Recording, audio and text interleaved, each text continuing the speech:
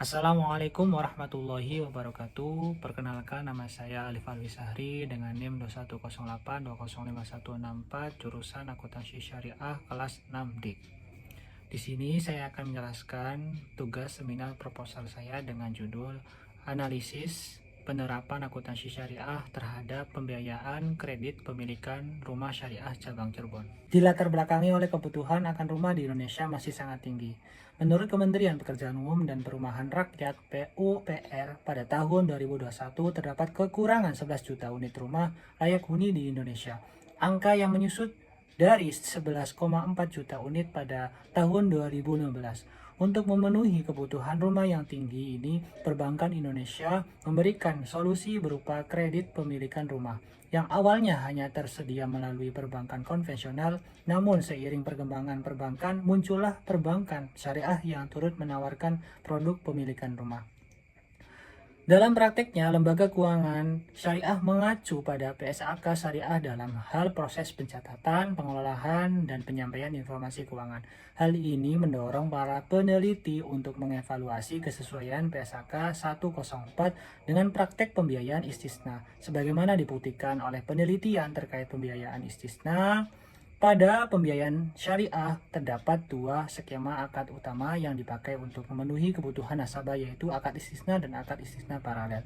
Bank syariah umumnya menggunakan akad istisna untuk menyelesaikan pesanan nasabah sesuai keinginan mereka. Akad ini sering diaplikasikan dalam pembiayaan produk manufaktur seperti pembangunan rumah atau konstruksi bangunan. Kajian terdahulu menunjukkan beberapa hambatan dalam penerapan akuntansi akad istisna berdasarkan PSAK 104. Salah satu contohnya adalah penelitian yang dilakukan oleh Nurmala 2017 yang menemukan bahwa mengenai penerapan akad istisna pada KPR syariah atau kredit pemilikan rumah syariah Aster Village Ciwastra di PT Royal Bridea Indonesia menunjukkan bahwa penerapan akad istisna di KPR syariah Aster Village Ciwastra oleh PT Royal Bridea Indonesia jika ditinjau dengan fatwa nomor 06 DSN MUI nomor 5 2000 dan PSAK 104 mengenai jual beli istisna belum sepenuhnya sesuai. Maka dari itu, identifikasi masalah yang pertama, akad istisna belum banyak diterapkan pada produk pembiayaan KPR syariah. Yang kedua, ada penyimpangan akuntansi istisna dari ketentuan PSAK 104. Yang ketiga, beberapa faktor yang menjadi kendala belum diterapkan penerapan akuntansi istisna berdasarkan PSAK. Untuk batasan masalah, penelitian ini berfokus pada analisis akuntansi istisna dalam pembiayaan kredit pemilikan rumah syariah di Bank Tabungan Negara, Cabang Cirebon. Peneliti melakukan ini karena waktu dan kemampuan terbatas, serta untuk memperjelas kemudian membatasi ruang lingkup penelitian berdasarkan latar belakang dari identifikasi masalah yang telah dilakukan. Untuk rumusan masalah, dari penjelasan latar belakang dan batasan masalah yang telah dipaparkan sebelumnya untuk memberikan fokus dan batasan penelitian agar hasil diperoleh bisa memberikan kemampuan yang baik. Penulis merumuskan masalah sebagai berikut. Yang pertama, bagaimana mekanisme pembiayaan istisna pada BTN Cabang Cirebon? Yang kedua, bagaimana penerapan akuntansi istisna yang dilakukan oleh BTN Cabang Cirebon terhadap pembiayaan kredit pemilikan rumah syariah? Yang terakhir yaitu bagaimana analisis kesesuaian penerapan akuntansi istisna yang dilakukan oleh PSAK 104.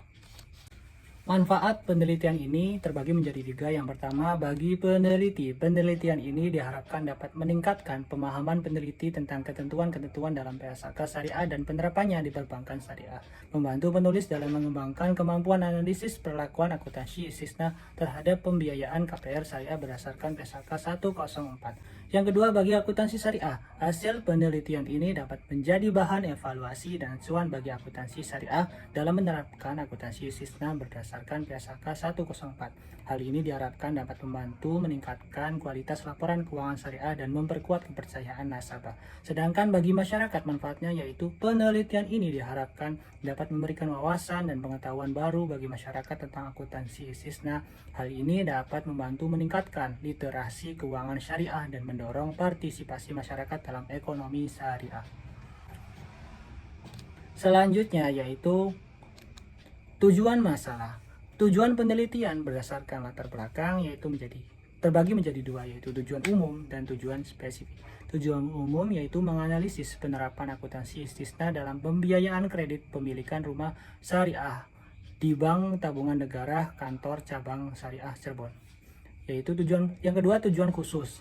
Terbagi menjadi tiga. Yang pertama, mengidentifikasi dan mendeskripsikan praktek akuntansi istisna yang diterapkan di PTN Syariah Cirebon dalam pembiayaan KPR Syariah. Yang kedua, mengevaluasi kesesuaian praktek akuntansi istisna di PTN Syariah Cirebon dengan standar akuntansi keuangan syariah atau PSAK 104 tentang jual beli istisna. Yang terakhir yaitu mengidentifikasi tantangan dan peluang dalam penerapan akuntansi istisna sesuai dengan PSAK 104 di PTN Syariah Cirebon. Untuk sistematika penelitian di proposal ini, yang pertama yaitu bab 1 pendahuluan. Bab ini berisi uraian mengenai latar belakang masalah yang mendasari penelitian, rumusan masalah yang ingin dipecahkan, manfaat yang diharapkan dari penelitian, dan tujuan penelitian yang ingin dicapai, dan sistematika penulisan skripsi. Dan bab yang kedua yaitu tinjauan pustaka. Bab ini membahas landasan teori yang menjadi landasan penelitian terdahulu yang relevan dengan topik penelitian, kerangka pemikiran yang digunakan untuk menganalisis data, dan hipotesis penelitian yang ingin diuji. Untuk bab 3, metode penelitian. Bab ini menjelaskan jenis penelitian yang dilakukan, sumber data yang digunakan, teknik pengumpulan data yang diterapkan, teknik analisis data yang digunakan untuk mengolah data, dan teknik validasi data untuk memastikan keabsahan data. Lanjut ke bab 2 tentang kajian pustaka. Landasan teori. Istisna merupakan skema pembiayaan dalam bentuk pemesanan barang. Dalam istisna, pembeli memesan barang kepada penjual dengan spesifikasi dan ketentuan yang disepakati. Dikenal pula istisna paralel, di mana penjual bekerja sama dengan pihak lain untuk memenuhi pesanan pembeli. Istisna merupakan akad jual beli di mana bank bertindak sebagai pembiaya bagi nasabah yang ingin membeli barang tertentu. Nasabah memesan barang kepada produsen dan menemukan harga belinya. Bank kemudian membeli barang tersebut dari produsen dan menjualnya kepada nasabah dengan harga yang disepakati, termasuk keuntungan bank. Pembayaran dilakukan secara bertahap. Pertama, nasabah membayar uang muka kepada bank. Setelah barang selesai diproduksi dan sesuai spesifikasi, nasabah menyelesaikan pembayaran sisanya. Akad istisna lebih sesuai untuk produk manufaktur yang dibuat berdasarkan pesanan khusus seperti bangunan, rumah, peralatan kantor, dan sejenisnya. Sejak didirikan pada tahun 1897, Bank Tabungan Negara telah berkomitmen penuh menjadi bank milik negara yang fokus melayani ketentuan perumahan dan keuangan masyarakat Indonesia. PTN memiliki visi untuk menjadi bank pilihan utama dalam menyediakan solusi perumahan dan keuangan yang mudah diakses, terjangkau, dan berkelanjutan bagi seluruh lapisan masyarakat. Yang kedua ada kajian pustaka, penelitian terdahulu. Penelitian menurut Bangkalan 2021 dengan judul Praktek Akad Istisna Paralel dalam Jual Beli Rumah di PT Berkah Rangga Sakti, Kecamatan Bangkalan, Kabupaten Bangkalan, menggunakan metode kualitatif, deskriptif, dan hasil penelitian menjelaskan penerapan akad istisna paralel dalam jual beli rumah pada perusahaan PT Berkah Rangga Sakti yang bergerak di bidang penjualan rumah telah memenuhi syarat dan prinsip yang berlaku dalam perekonomian syariah. Penelitian selanjutnya yaitu dengan judul Implementasi Akad Istisna dalam Transaksi Jual Beli Online, menggunakan metode kualitatif dan pendekatan studi kasus. Dari hasil penelitian ini menunjukkan bahwa pelaku bisnis mengetahui secara umum terkait rukun dan syarat dalam melakukan transaksi jual beli secara online. Pada perspektif Islam, akad istisna sudah dilakukan oleh para pelaku bisnis dengan istilah free order. Pelaku bisnis tidak mengetahui dan menerapkan PSAK Syariah 104. Hasil penelitian bisa menjadi bahan masukan bagi pelaku bisnis, akademis, dan bagi regulator serta masyarakat. Selanjutnya, kerangka pemikiran yang dihasilkan oleh seminar proposal ini yaitu pembiayaan istisna dan penerapan istisna itu sesuai atau belum dengan PSAK 104. Selanjutnya yaitu hipotesis penelitian. Hipotesis penelitian ini berdasarkan uraian sebelumnya dan sejalan dengan tujuan penelitian adalah sebagai berikut. H1, terdapat hubungan positif antara penerapan akuntansi istisna dengan efektivitas pembiayaan kredit pemilikan rumah syariah. H2, penerapan akuntansi istisna dapat meningkatkan kepatuhan terhadap prinsip-prinsip syariah dalam pembiayaan KPR syariah.